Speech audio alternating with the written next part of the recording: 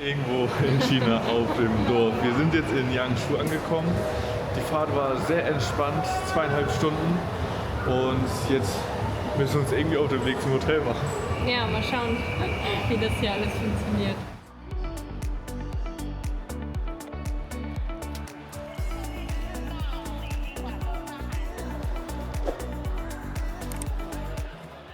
Wieder frei.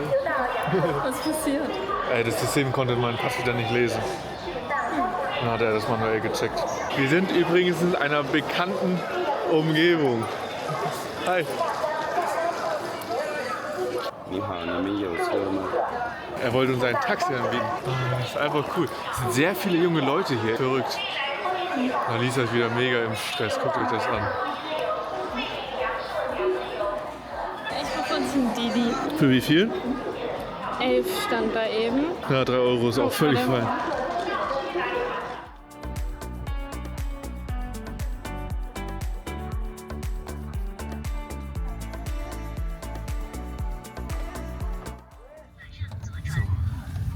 Wir sind im Taxi. Was ich eben sagen wollte, ist, dass wir in einer bekannten Umgebung sind. Wir sind nämlich in China auf dem Land, was relativ nah ist an dem Punkt, wo wir damals auf dem Hajang Loop in Vietnam waren. Aber jedenfalls von der Natur, die wir hier so sehen können.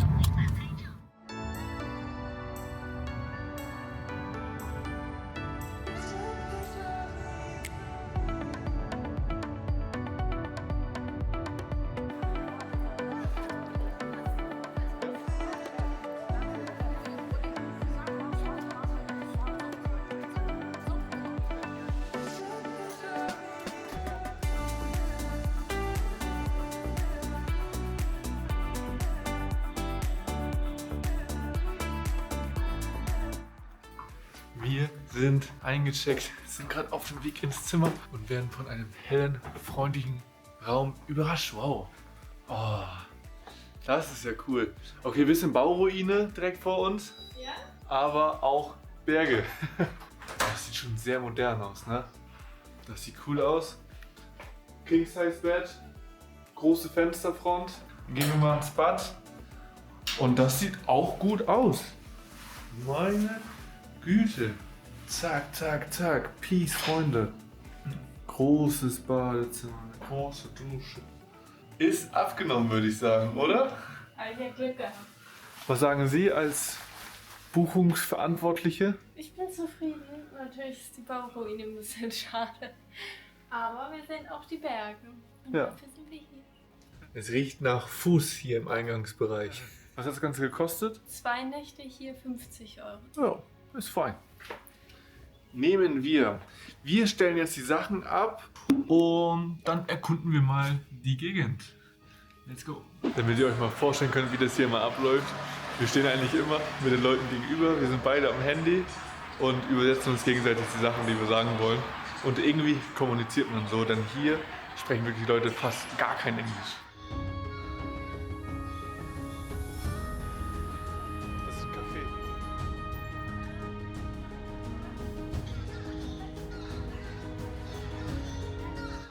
Yangshu ist ein ganz besonderer Ort, bekannt für seine markante Natur.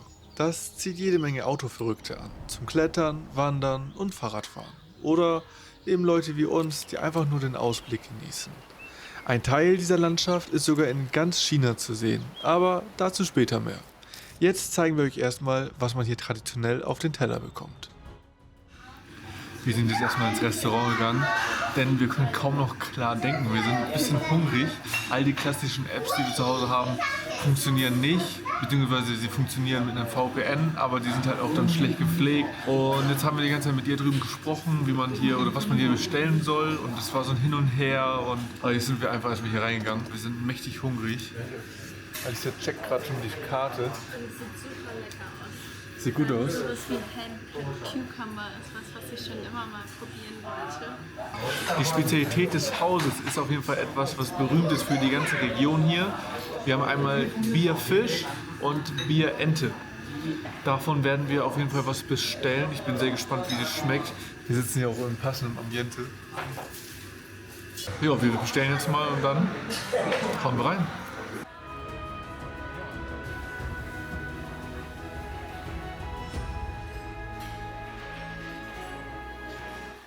Also wir haben gerade bestellt, wir wollten ja gerne den Fisch essen. Irgendwie gibt es den aber aktuell nicht. Anscheinend erst ab dem 1.5. Zum Schluss hat sie mich dann doch nochmal gefragt, ob noch Fisch dabei sein soll. Ich habe keine Ahnung. Das war wieder sehr kompliziert. Wir haben es jetzt aber irgendwie hinbekommen anscheinend. Jedenfalls ist sie losgelaufen.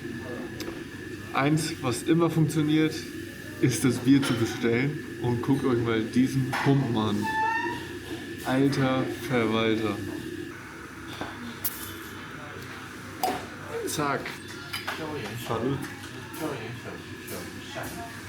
Aber uns wurde drüben schon gesagt, die Portionen sind groß, wir sollen nicht so viel bestellen. Und es ist ein ganzer Tisch voll mit Essen.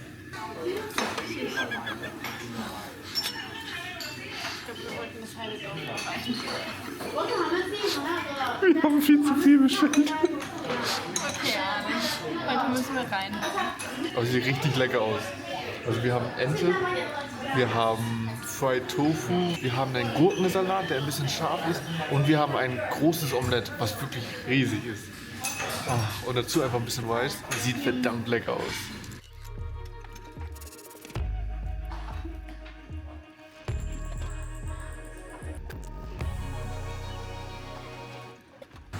Ah, es war lecker, oder? Was sagst du? Oh, das war richtig lecker.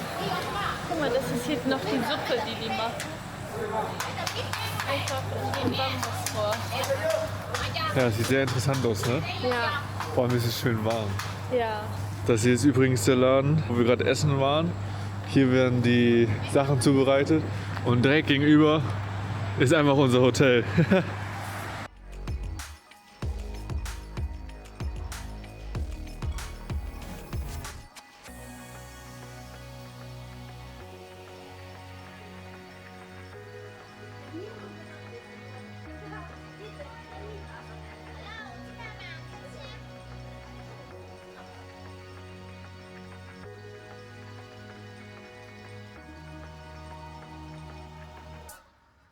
Ja, was machen wir überhaupt in Yangshu? Wie bereits erwähnt, verbindet man China immer mit Stadt, Megacities, leuchtend, bunt, richtig viel Action. Man verbindet es kaum mit Natur und deswegen haben wir gedacht, wenn wir schon hier so eine Rundtour machen, halten wir hier einmal an einem etwas kleineren Ort. Der ist dafür bekannt, dass es hier einen Ort gibt, wo die Landschaft vom 20-Yuan-Schein zu sehen ist. Oh, es ist einfach schön. Wir haben das Gefühl, wir sind wieder in Vietnam. Nur diesmal in China. Wir hatten gerade aber schon genauso leckeres Essen wie in Vietnam. Oh ja. Das war gut. Das große Problem ist, dass hier im Sommer richtig Tourismus stattfindet. Und das sieht man auch, wenn man hier lang guckt. Ja, okay, das stimmt. Also hier ist, das sind ja halbe Kreuzfahrtschiffe, die hier stehen. Und das hätte ich gar nicht erwartet, so weit ab vom Schuss. Aber dahinter diese wirklich szenische Natur, das ist wirklich, oh, es ist einfach schön.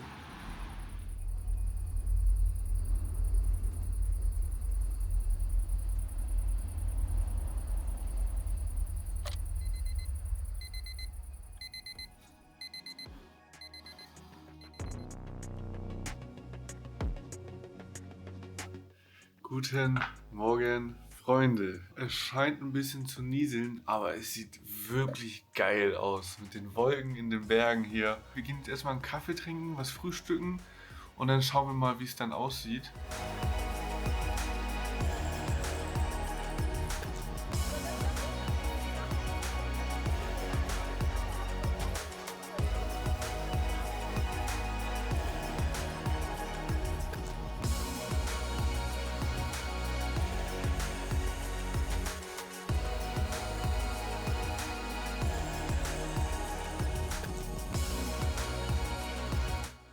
Freunde, wir sind jetzt ein bisschen durch die Straßen gezogen. Wir haben uns was zu frühstücken geholt aus einer kleinen Bäckerei. Es gibt 2 Croissants und noch ein portugiesisches Eggtart. Sieht sehr gut aus. Und dann sind wir jetzt hier in einem Hinterhof von einem Tempel, wo alles noch relativ alt und traditionell aussieht. Was uns sehr selten ist. Oh. Shishi. Und hier konnten wir Kaffee bestellen in einem Café. Alice hat sich einen Cappuccino geholt und ich habe mir einen Kaffee. Ich kann den Namen nicht aussprechen, aber es hörte sich chinesisch an. Sie hat gesagt, das ist nur ein Americano mit einem besonderen Geschmack. Ich bin Gespannt, wie das schmeckt. Und so starten wir jetzt erstmal den Tag hier, ne? Was soll man tun sonst bei diesem Wetter?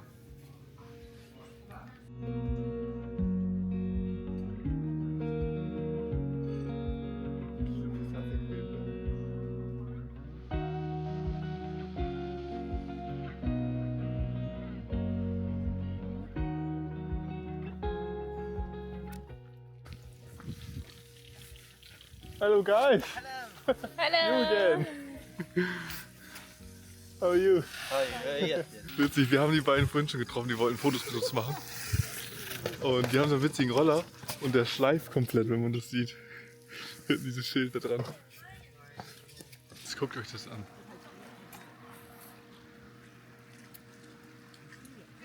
Das ist so krass. Wir hätten natürlich gerne besseres Wetter, blauen Himmel und Sonnenschein. Aber so mit den Wolken, diesem dichten Nebel, der durch die Gebirge hier zieht, hat man irgendwie auch immer so ein mystisches Gefühl einfach dabei.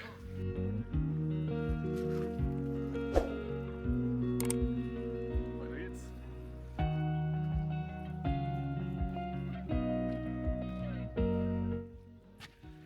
Ach, schon eine coole Gegend, ne? Also ich kann schon verstehen, warum so viele Leute hier sind. Ja, das kann man schon echt gut verstehen. Nee, wir hätten wandern können. Ja, das stimmt. Aber um jetzt hier diese Blicke zu bekommen, muss man ja gar nichts tun. Hi. Oh no, thank you. No, no. Tschüssi. Thank you. No, no. Bye bye.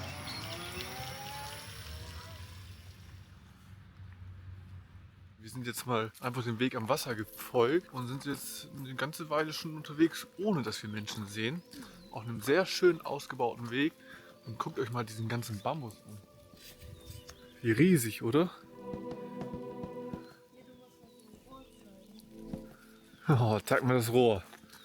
So, das ist meine Hand. Das fühlt sich an wie Pappe. Ja, ist schon gigantisch.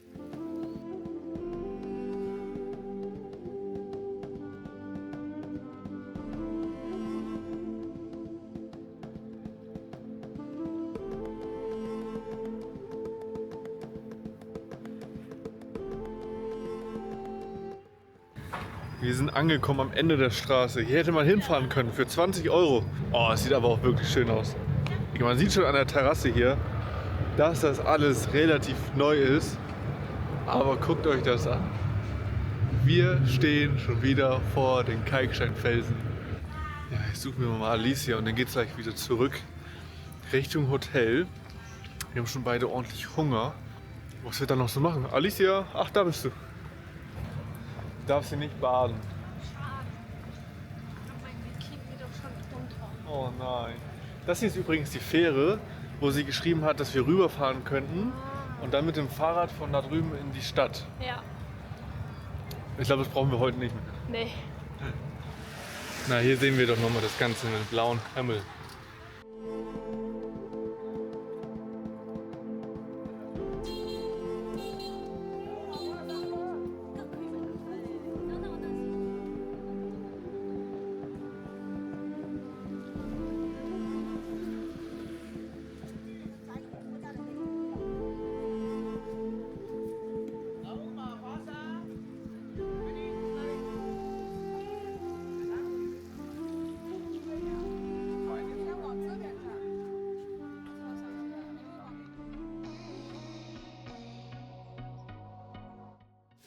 Unser Plan ist, dass wir nun was essen gehen und dann auch ein bisschen Energie sparen für heute.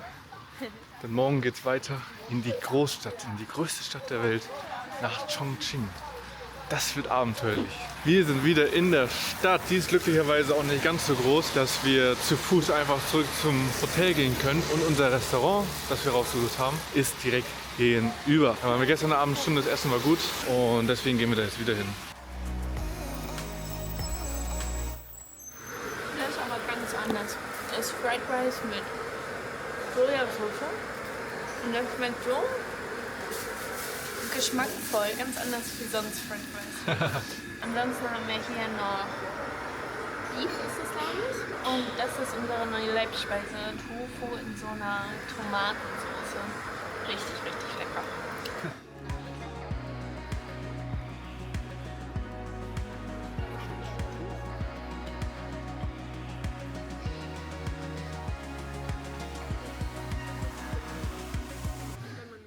Wir sind gesättigt. Das Essen war wunderbar.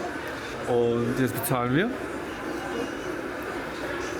Das bezahle ich mal eben. Und dann geht es ab ins Hotel.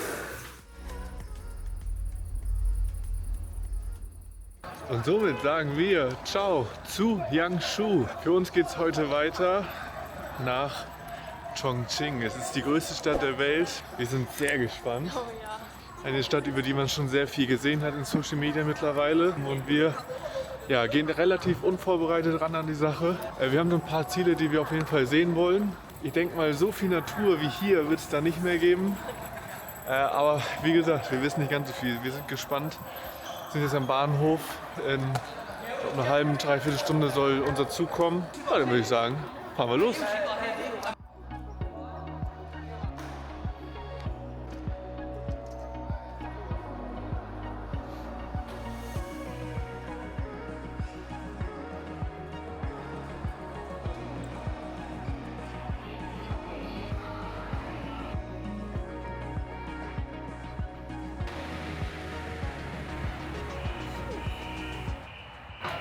Junge, so sieht das also aus, wenn ein Zug mit 300 km/h an dir vorbeiballert. Der ganze Zug war innerhalb von 3 Sekunden an uns vorbei. Aber auch so smooth. Also Ja. es war einmal ein bisschen laut und dann war es weg. Also auch ein bisschen beängstigend, ehrlich gesagt.